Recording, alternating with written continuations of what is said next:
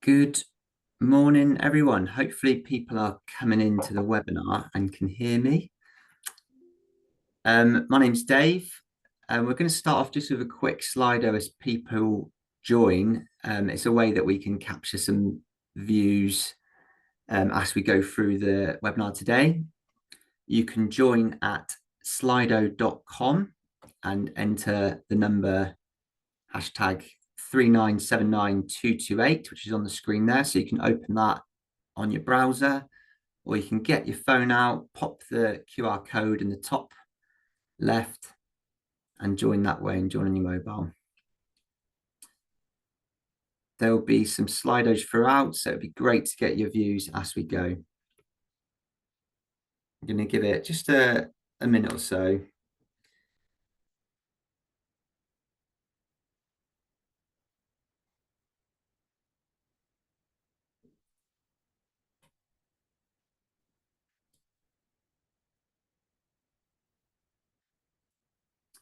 So the first Slido question I'd like to wake you up in the morning with is the main impact of climate change on my organization is ... What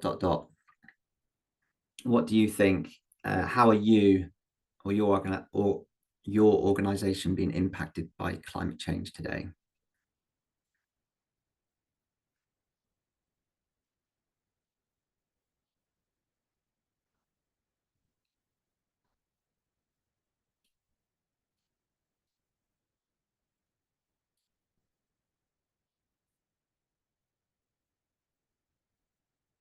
Great. I can see the numbers are popping up on Slido there.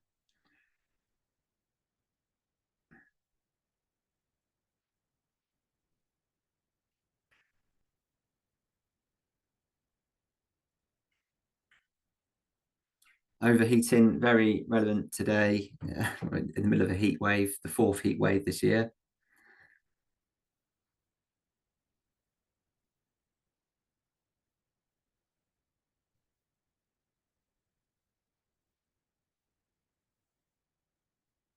Great.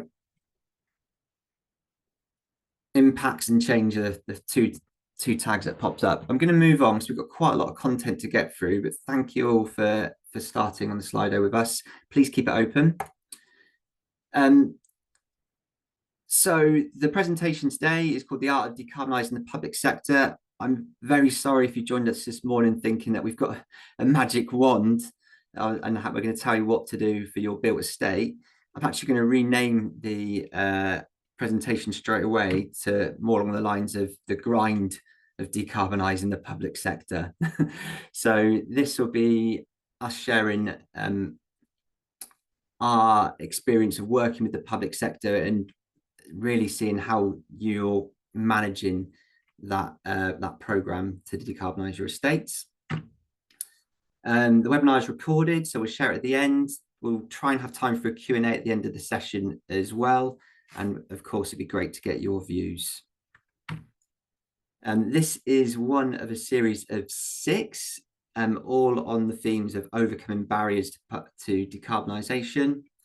So we're going to go into your organisational net zero targets. We're going to deep dive into heat networks. I'm going to go into the domestic with warm homes and heat pumps, and also place-based. Who are we? So we are the Carbon Trust. We are a mission-driven organisation, and we've been at it for 20 years, supporting government, the public sector and businesses.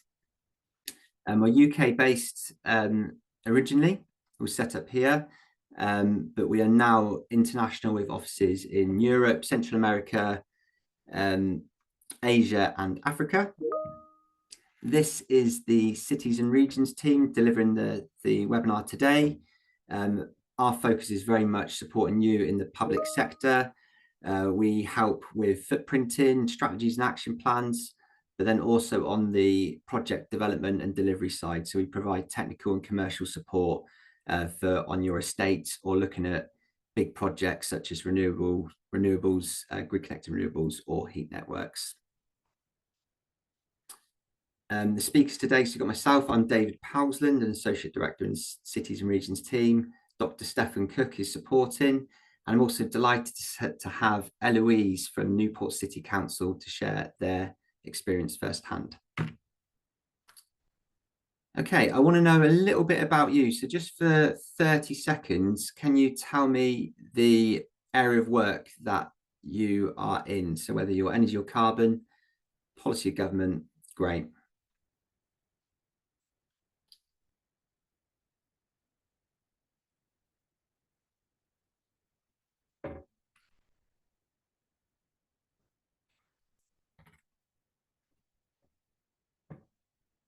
Just give it another 20 seconds to let the numbers pop up.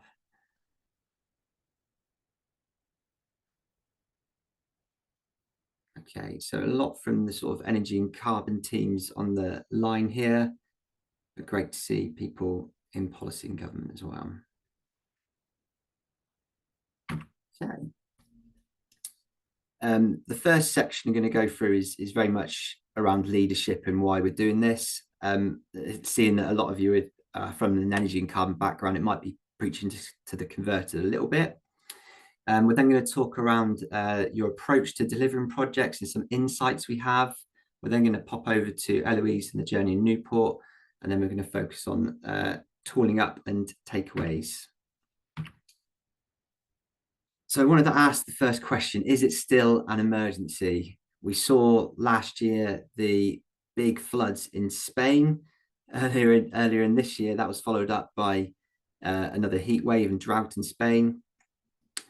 On BBC News yesterday, the two big stories next to each other is the fourth heat wave of the summer and the potentially nationally significant water shortfalls.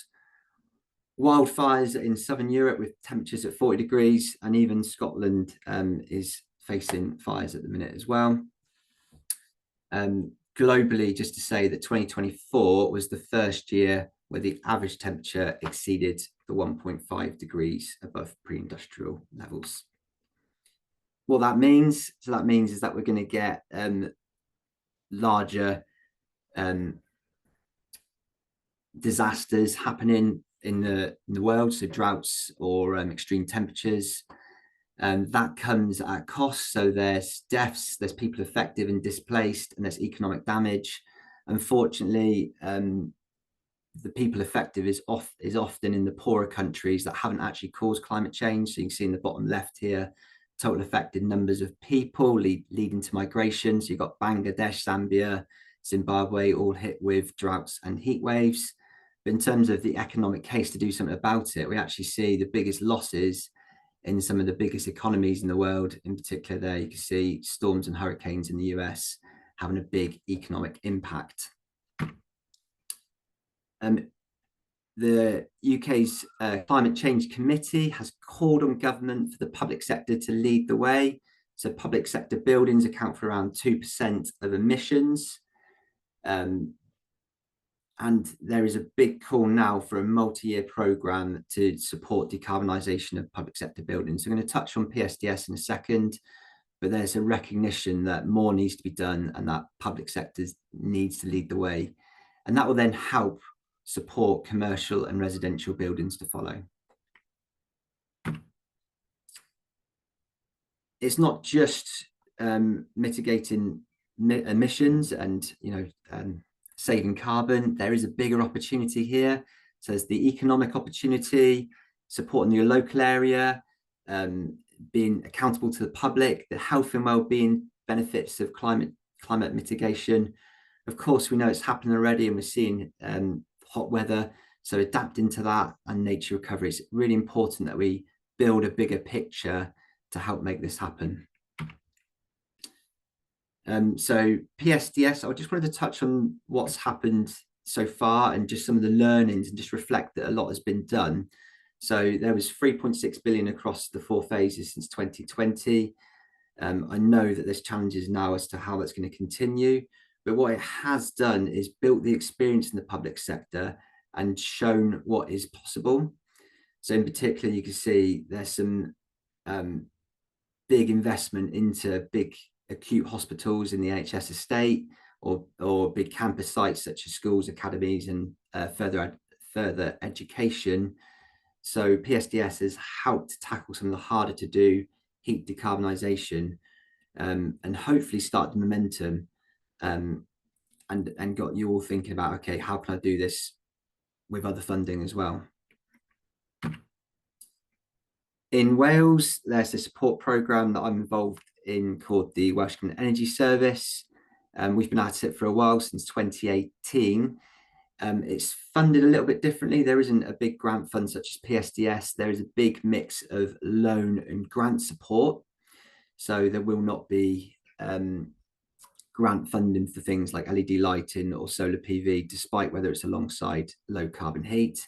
But we still managed to have a big impact across the last few years. I also wanted to reflect that public bodies have a big role in not just their own estate, but how their estate can help decarbonise their local area. So we know that local authorities are asking to be involved in local area energy planning, and have a big role in convening local stakeholders and engaging with organisations coming in now, like the RESP and NESO. And also public sector buildings can be anchor loads for strategic projects such as heat networks. And with the zoning regs coming in and Ofgem as a regulator, there's an even bigger role for local authorities there. It's great to see that progress has happened, but there is still a lot to do. So CCC have reflected in their latest advice to government that, you know, we're at about a 9% reduction on public sector buildings since 2017, with an aim of 75% by 2037.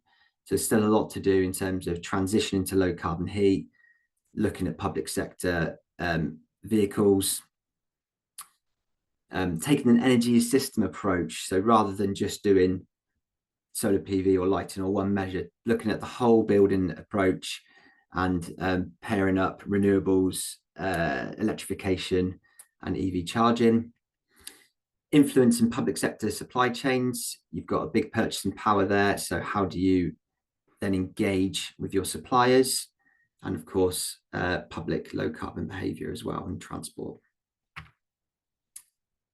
I wanted to talk a little bit on budgets and ask you around your dedicated revenue or capital budgets. I'm not distinguishing between revenue or capital here, just generally what your budget is that's supporting decarbonisation, whether it's very small or zero, or whether you've got some budget that you can use for match funding or development costs, just to get a feel for the split in the room.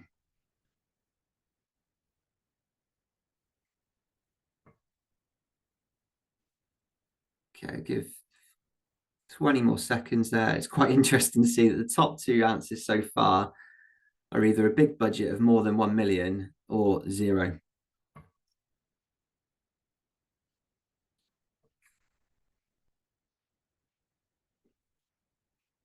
Great, thank you very much. And if you join us a bit late there, you can scan your phone on the QR code to join the Slidos coming up. I'm going to hand over to my colleague Stefan to take us through a project approach and insights. Thanks, Dave. Morning, everybody. So as we saw in the CCC quote earlier, the public sector must take a lead role in decarbonisation. And what can the public sector do easily is look at the decarbonisation of its built estate, which counts for roughly 2% of the UK emissions. So it's a significant chunk. And as we saw in that quote, it is, and as we've just seen a question on the chat as well, you need to be strategic in your planning, you need to be coordinated, and you need to secure long-term funding. This is a huge operation, and it will require a continuous effort and accelerated effort along the way. But drilling down to the details, where can you take action in your public estate? And there are obvious things like LED lighting and controls, solar PV, and then more complicated stuff, perhaps heat pumps, as they need to be designed properly to fit when you replace them with gas boilers. But also you can think about building upgrades and modernization of buildings, fabric insulation, ventilation, and of course, something we all need to be keeping an eye on is climate adaptation and resilience, just in case your building happens to be in an area that is prone to fires or flooding. That also needs to be factored in your building modernization and estate modernization. So there is no one size fits all approach. There is no book on how you would go about putting your estate through a modernization program, but there is a kind of general structure that you can follow, which looks something like this you can see on your screen here. And the first stage is always starting off with a strategy and action plan. Without top-in leadership and management buy-in to what you're trying to achieve, written down and adopted by everyone in the organization, you will never be able to start to build a pipeline of projects for your estate, which will be able to accelerate and get you to where you need to get to. So the strategy underpins almost everything else in your program and how you will do things.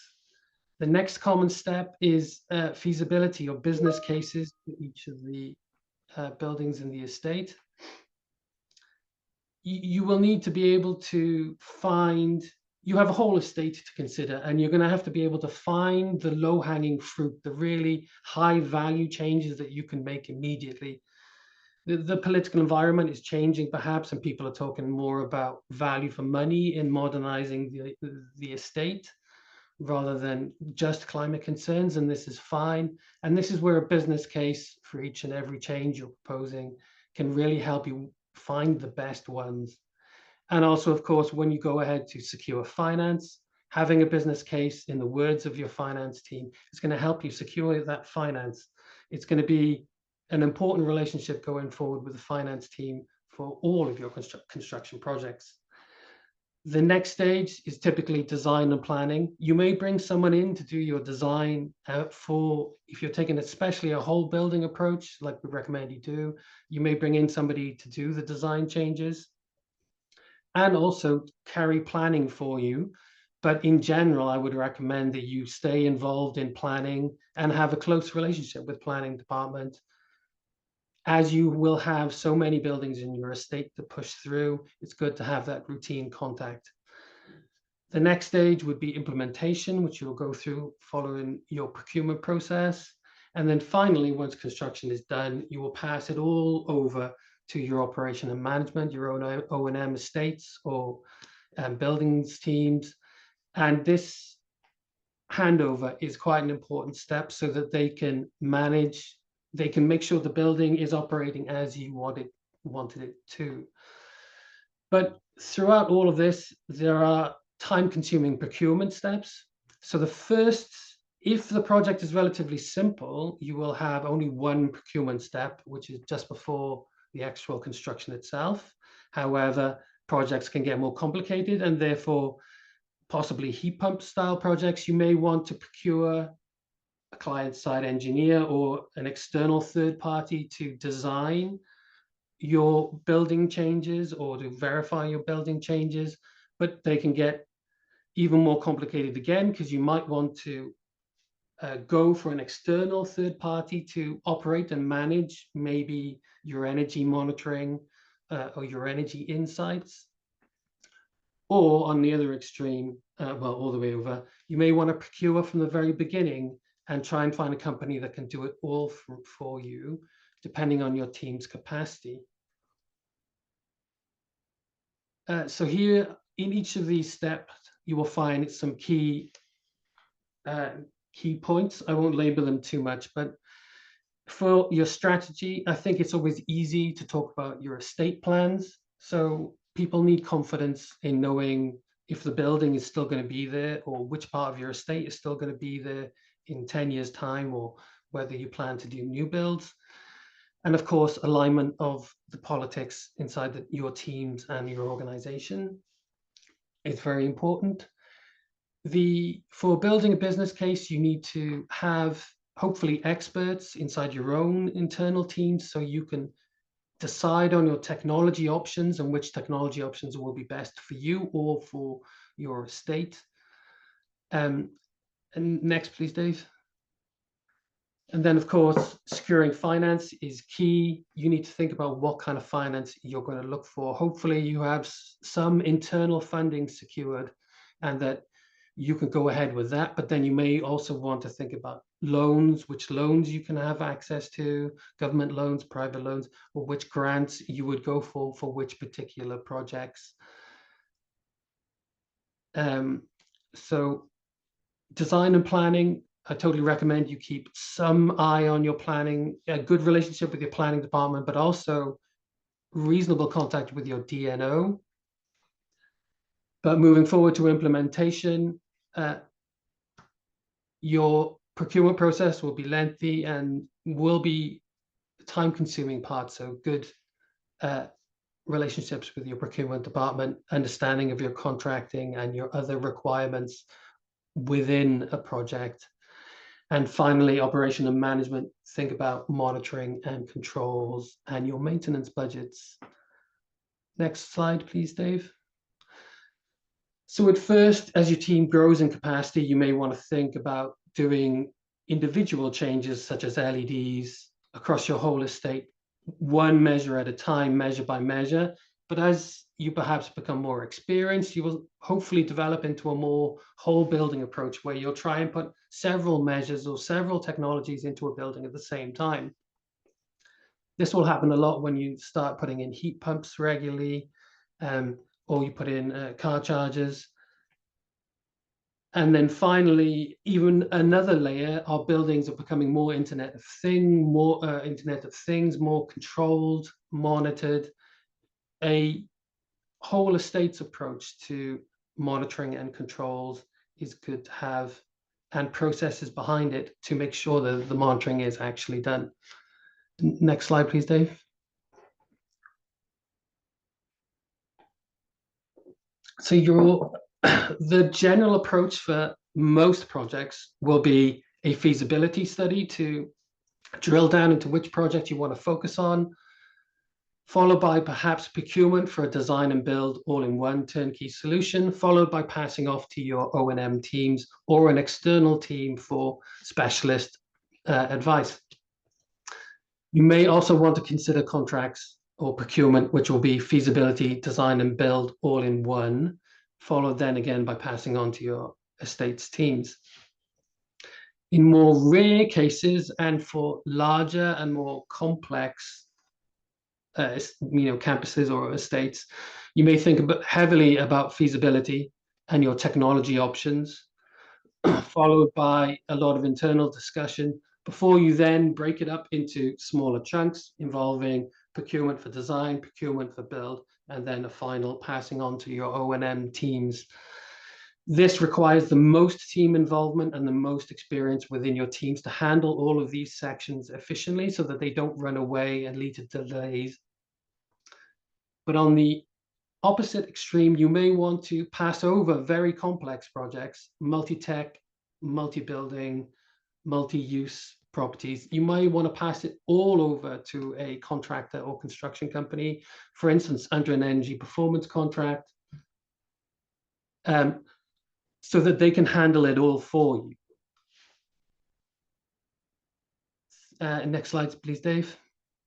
And here we have a Slido poll. If you could all go to your phones now and ask, what is your preferred route to market, or which is the one you use most currently to deliver your decarbonisation projects on your estate?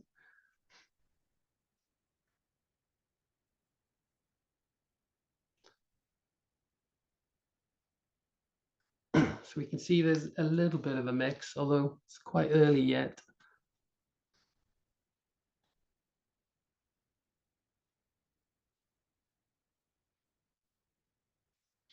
A little bit surprised to see that the energy performance contract is not at all represented here.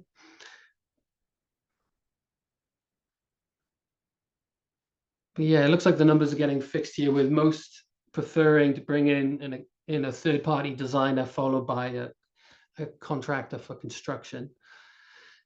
And that works very well for most teams.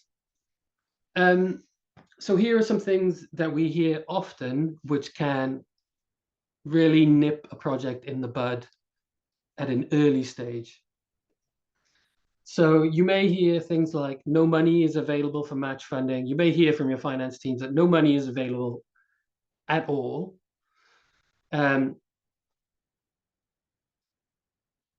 Yeah, this could be true, or perhaps you may not be speaking to the finance team in the correct language that can open those purse strings.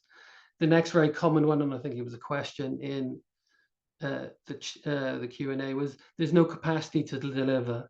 It is vital if you want to accelerate your deployment and the pipeline of buildings you're putting through this staged approach, that there has to be some capacity. But other things we may hear is uncertainty on the estate.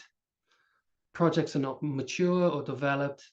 Time is needed to work around all the approvals, going one by one through the approvals process. We are waiting on results from hydrogen. I don't hear this quite as often anymore, but it feels like the hydrogen phase has passed at the moment. And although it probably will come again, probably not in time to support this estate transition. And we want to do a trial first. Backlog of maintenance or new builds are a priority. Retrofits should be a main priority because your new builds should be low carbon and low energy already. And I can't give up savings from my gas CHP. These are kind of leadership issues. So development and funded schemes have come to a total halt because there is no agreement with the school head on budget or installation. It's very important that if you're part of the estates teams or the buildings teams, that you have a good communication with the other teams whose buildings you'll be affected. Stakeholder engagement throughout your organization is key to unlock smooth progress. Distress installation of boilers does happen. Again, it may be a lack of communication about what was the plan and how things were meant to happen. Some organizations are not allowed to put anything onto their loan sheet. Again, this has to be something directed at the top. Your construction or ESCO company can go into administration. This is very rare. There is some due diligence you can do, but there's not a lot you can do in this particular case. Taking on more than you can chew, please be mindful of your teams and how much they can handle, especially early on. It tends to be very much, you can handle like small number of projects to start off with, and as the ball goes rolling, you double, and you accelerate through the pipeline. Project is not aligned with funding sources. Be mindful of how you want to fund projects and when that funding will be available. Again, permitted development, please secure it early, and structural surveys, make sure that you get them done early, especially for PV and other matters like this. And issues that we see commonly in project implementation, disruptive building works. If there is a window you want to do it in, please go ahead. Heat pump oversizing can lead to an oversized DNO connection bill or oversized monthly connection charge. I'll go through this quickly now, but solar PV is installed, but maybe not monitored and not working optimally. Could be worth checking that you have the ability and processes to monitor your technologies. And there are a few other points here, but I think I'll move on to the next slide, Dave.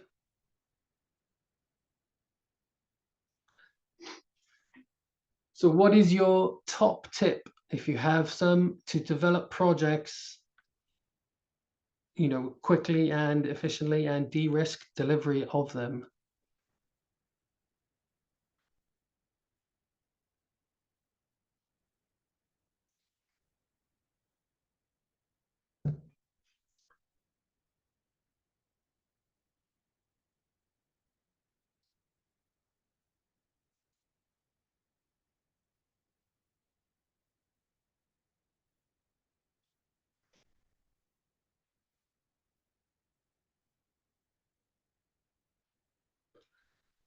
Yeah, some interesting comments here about coordination amongst teams and all, but also how funding is crucial.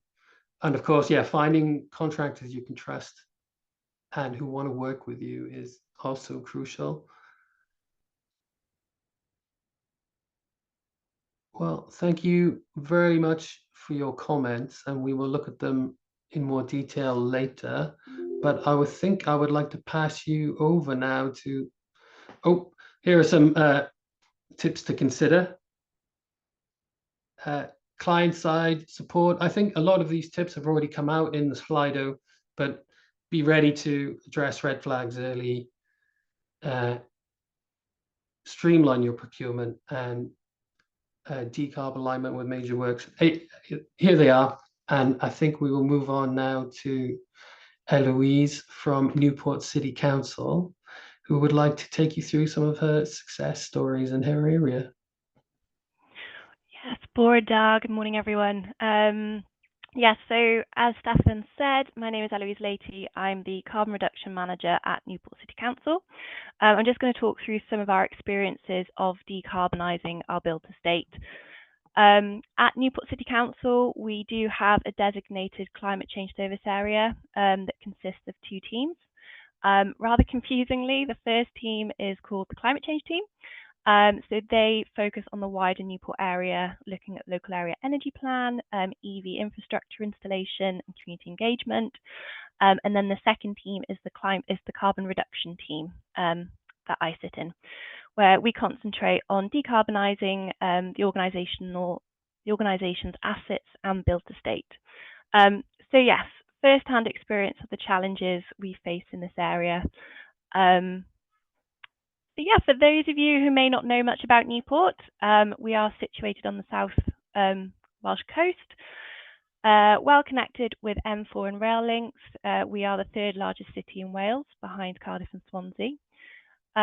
Traditionally, we were well known for steel and manufacturing industry, and we are beginning to become well known for our tech industries, primarily due to data centres and software academies. We are part of the South Wales Industrial Cluster and the Cardiff Capital Region for Growth. We have about 160,000 residents, and we are a mix of urban and rural areas. Next slide, please, Dave. Within our estate, we have over 150 buildings, consisting of schools, corporate buildings, offices, community centres, leisure facilities, care homes, depots, and a household waste recycling centre, all of different ages and makeup, which presents challenges and opportunities alike. We work closely with Newport North, who are a joint venture agreement in place with, and they handle all the facilities management. So the pie chart on the right, you can just see the breakdown of our emissions by building type. I won't go into all of them, but you can see that unsurprisingly, schools produce the largest proportion of our emissions, with Newport Live behind them. So for those of you that don't know, Newport Live is a charitable trust who operate the leisure and cultural services on behalf of Newport City Council. Next slide, please, Dave. So in 2016, an exercise was undertaken between the team and the Carbon Trust to collect data and produce an evidence-based estate performance report with the summary shown here. The idea behind it was to benchmark and understand which sites are seen as essentially the big hitters, which ones we could have direct influence over, and to help build a decarbonisation programme. It was a good starting block and helped increase understanding of the estate and highlight the work that needs to be done. As stated, this work was undertaken in 2016, so if any of you picked up on the low costs, that would be why. So yes, our journey, as you can see, has not been a short one. In 2016, the team, and I use the word team broadly, it was or softly, as I should say, it basically consisted of one dedicated carbon energy manager. This was also when estate benchmarking first took place. 2018, spend to save measures were initiated, so primarily with thanks to the Wales funding programme. So these measures included street lighting upgrades, LED lighting upgrades, and PV installations. In 2020, we entered into a refit contract. Our program consisted of 14 sites where energy efficiency measures were undertaken in one hit.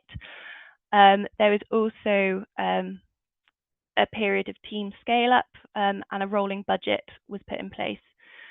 We also worked with EGNI Cooperative, a community energy group, to install solar PV across 30 sites in one program.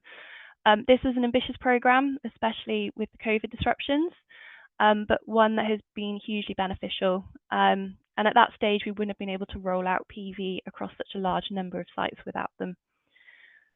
In 2021, this is when things really started to speed up. Newport City Council declared a climate and ecological climate emergency and published its organisational climate change plan. Focus turned to larger renewable projects and heat network concept development. In 2022, we were fortunate to receive Welsh Government grant funding for low carbon heat technology, and colleagues explored the local area energy plan.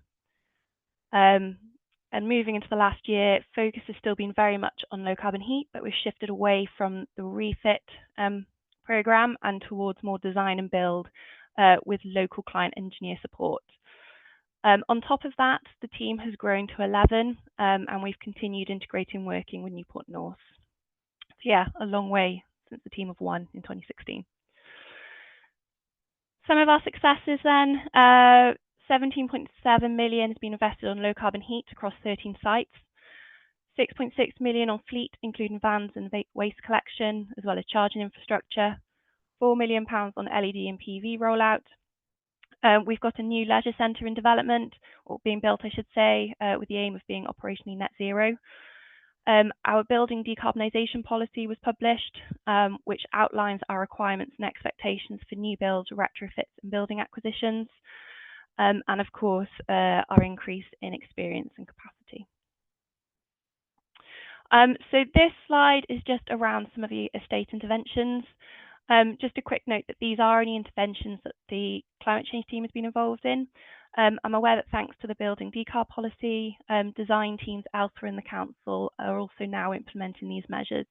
So it's not just on us, which is lovely. In terms of estate intervention, you can see where most of the focus has been. That is in our primary and secondary schools.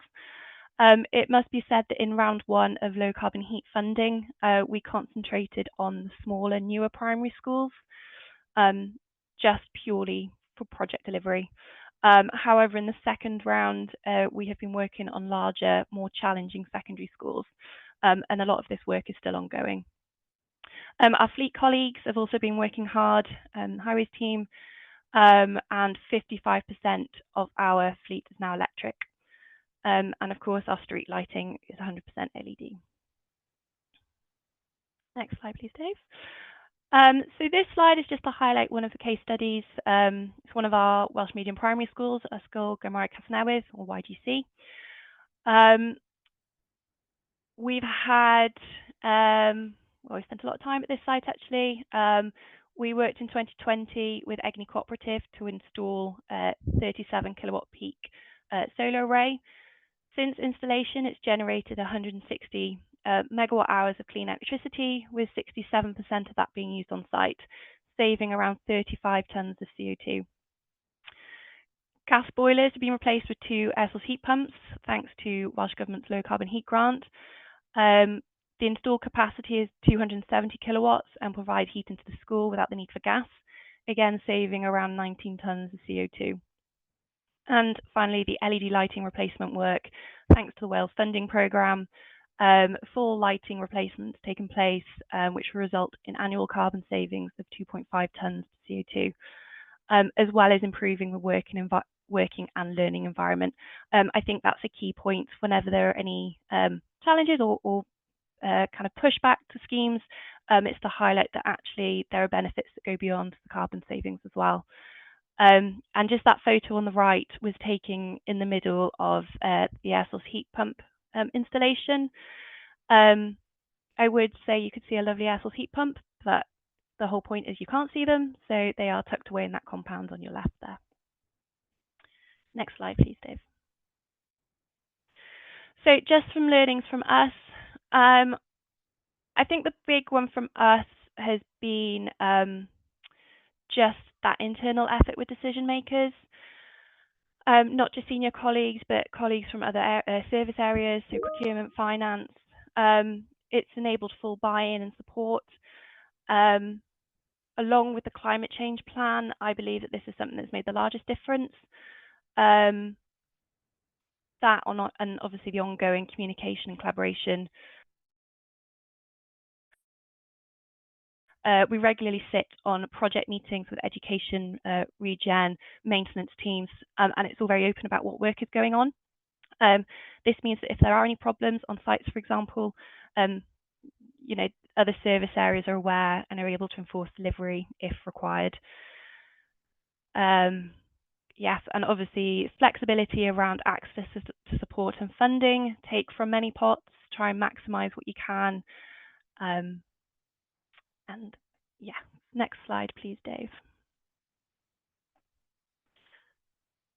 Oh, and then in terms of delivery and technical, yes, the importance of experienced design and project contractors.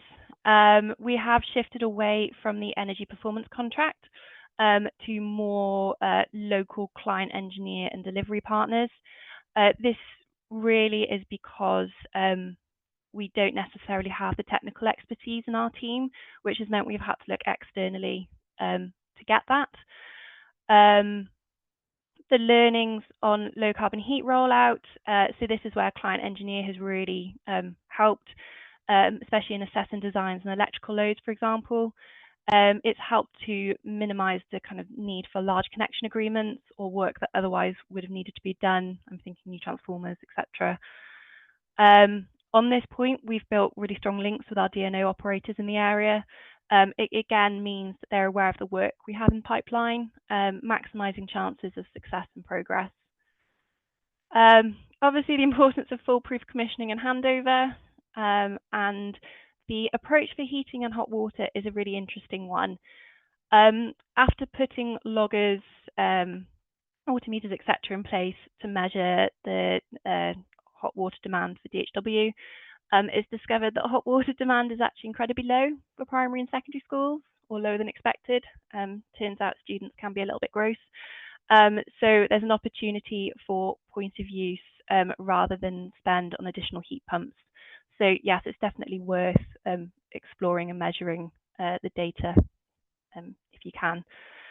And obviously the project delivery timelines and aligning it with funding, making sure that any surveys, any enabling works, etc., are done with good time to prevent any delays. So what's next for us? We're going to continue to shift to larger strategic projects, keep pace, but almost finding a position where we're not chasing short-term available funding. We're looking to get more shovel-ready projects so that when funding does come in, we know exactly where to go.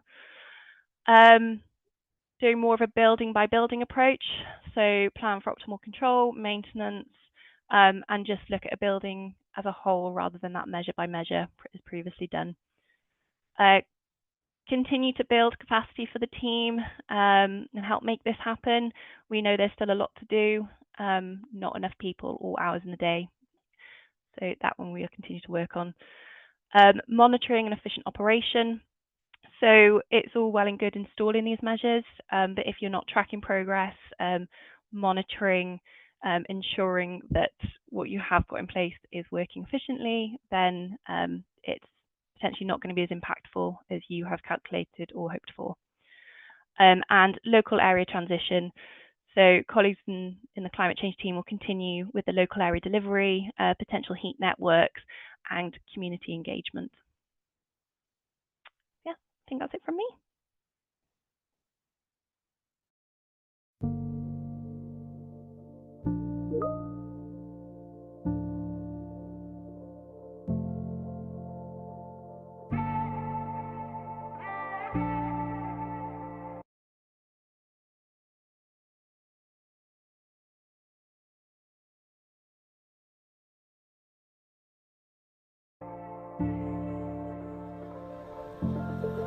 Good.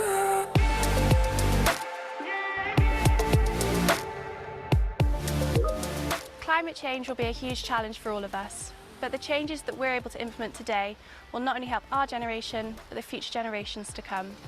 The green measures here at Rogerstone Primary School, the solar panels, the solar thermal, the air source heat pumps, the LED floodlights, this lovely green roof, the updated boiler room and the electric minibus have all involved stakeholders from various sectors and industries, and are great examples of how important collaboration is and will be if we're to meet crucial climate targets. Here in Newport, we're aiming to be a net zero carbon organisation by 2030. It's a big ask, but with help from the Welsh Government Energy Service, we're well on track. Their technical support, procurement advice and knowledge sharing has been simply invaluable. And the installation of energy efficient and low carbon technologies like here at Rogerstone Primary continues in other council owned buildings all over Newport. Newport declared a climate and ecological emergency back in 2021 because we recognise that climate change is one of the defining issues that our generation faces, and as such it needs to be at the heart of everything that we do as an organisation. All of our work is geared towards building a more ambitious, greener, fairer city for our residents, and the improvements made here at Rogerstone Primary are a great example of how collaboration across the public sector is delivering on that vision.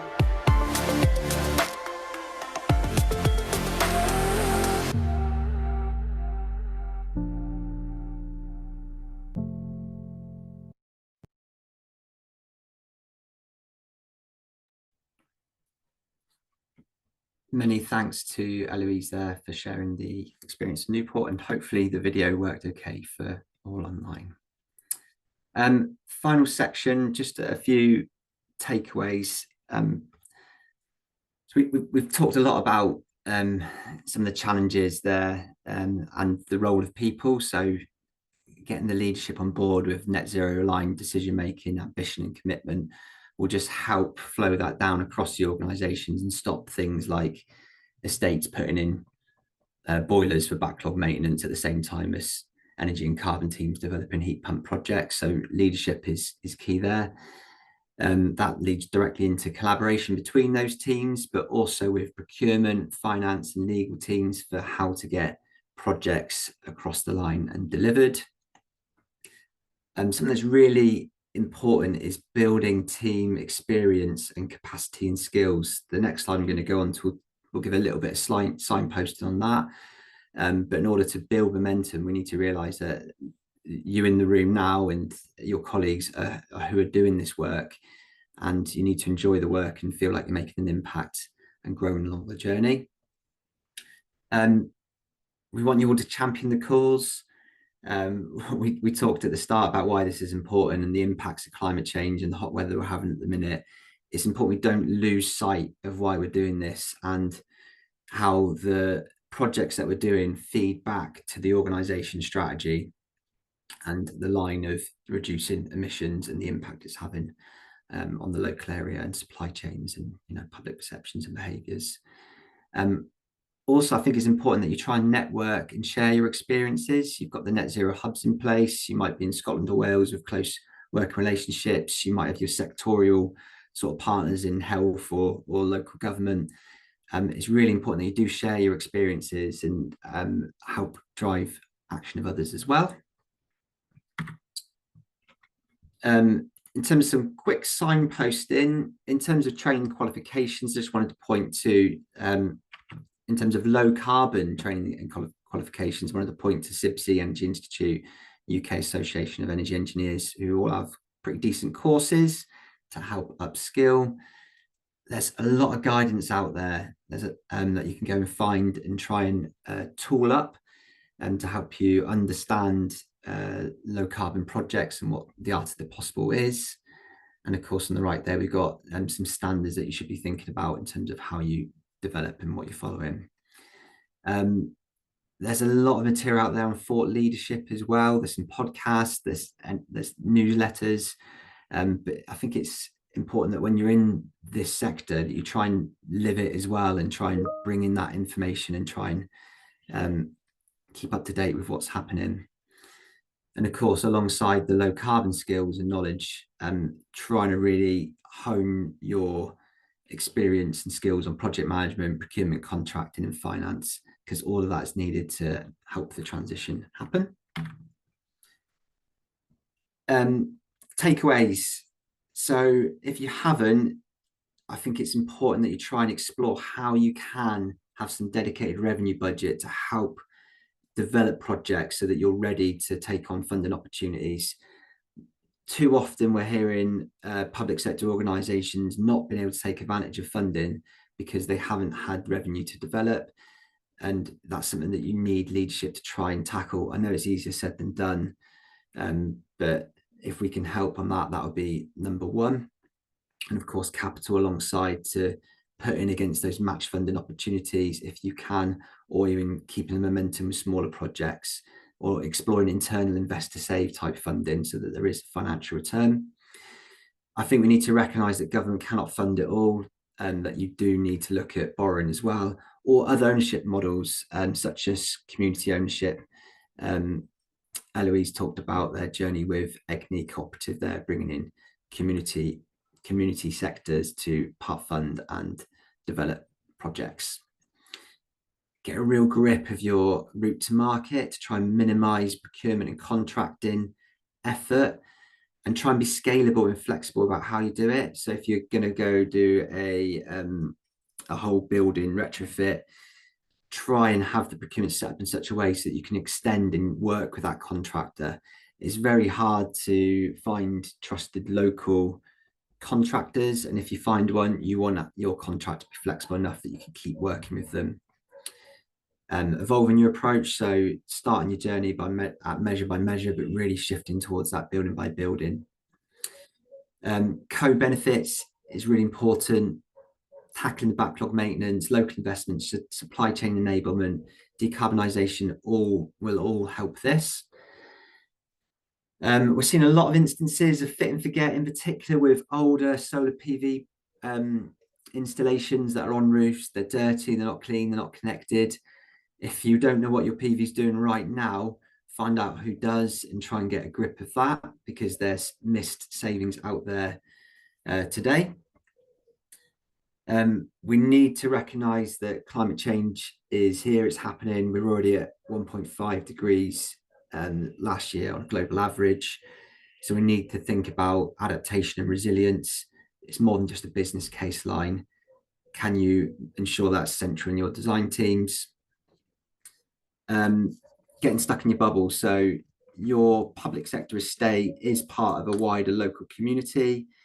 We mentioned earlier around public sector buildings provide a great opportunity for heat networks and wider local area decarbonisation. So it's important to think strategically, look at your land assets, look at private wire renewable opportunities, and don't concentrate just on the building on its own. Think about its local area around it.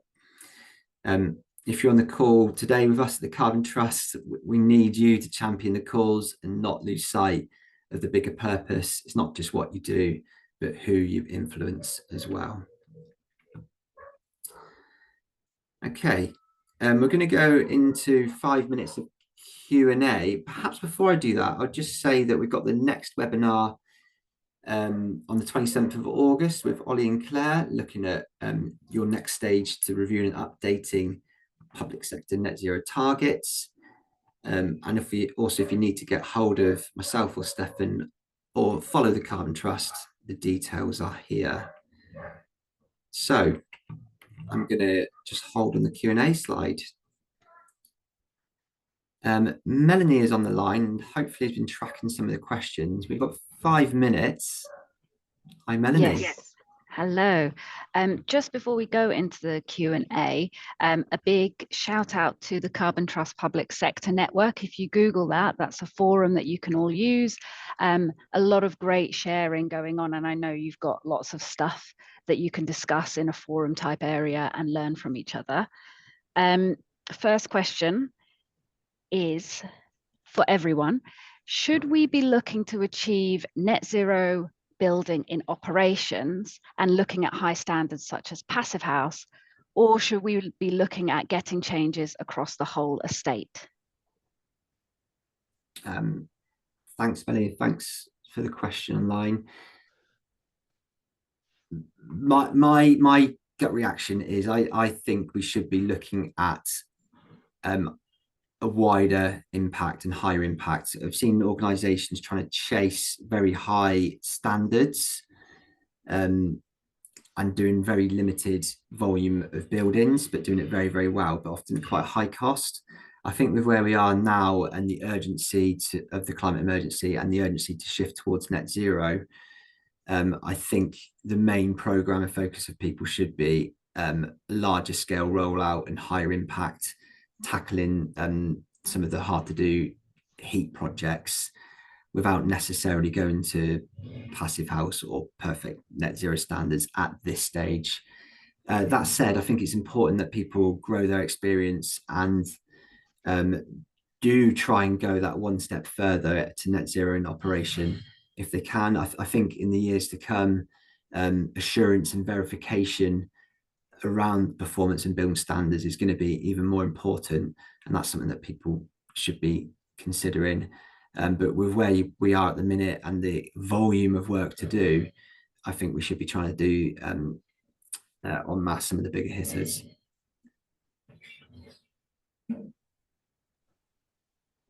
Yeah, I'm just going to jump in as well, actually. I agree with Dave. I think if there is an opportunity to influence early on with designs of new builds, etc., then that's, we need to do that.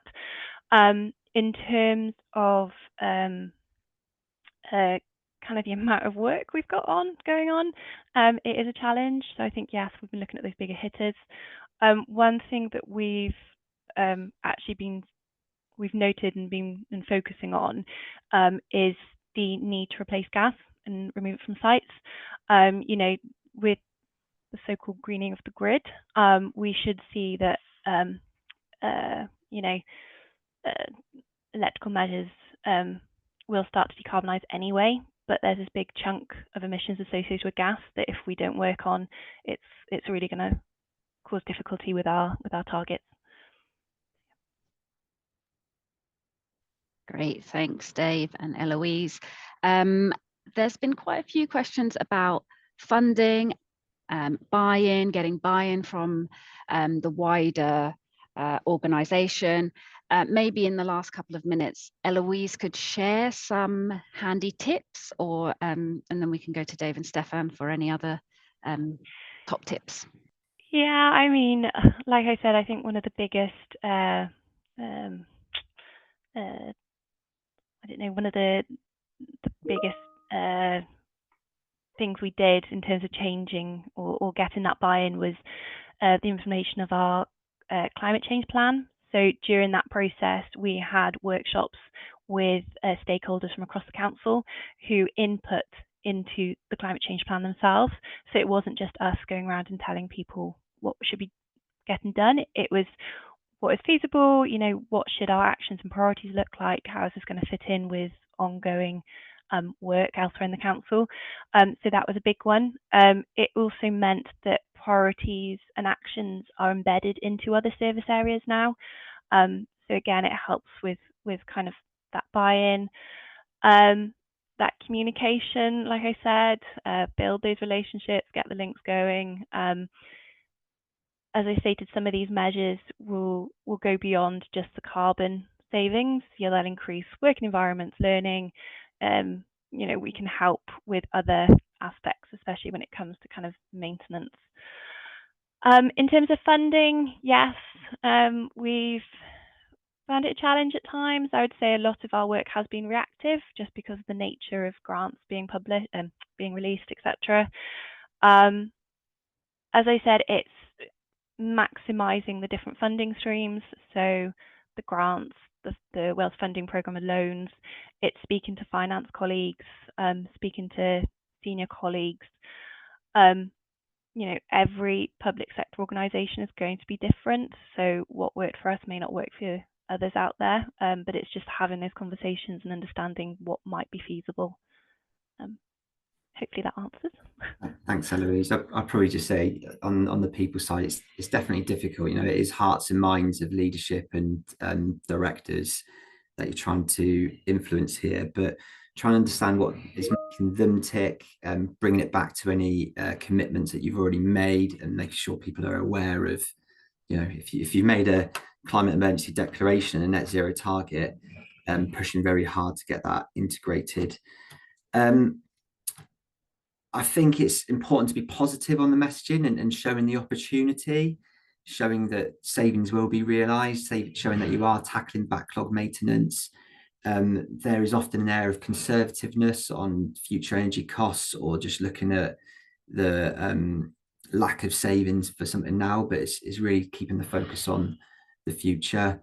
There's some working smart that can be done as well. So how you can, when you do start going, how you can start to capitalize some of the development costs as well. So if you are getting funding, building in a client engineer that you can capitalize, that can both deliver that project and help look at what the next opportunity is and help access other funding. Ultimately, I think there is a case that we do need to look at government funding can't do it all, and how we can do more work through borrowing if needed as well. Because to scale up, I don't think we can be waiting for government to fund it all. I think we're nearly there on time. We're at 31 past. We've got 90 still on the line. If you dropped off, thank you so much for joining us this morning on this very warm morning. We will share the webinar so you can play it back through, hopefully pick up some of the content there.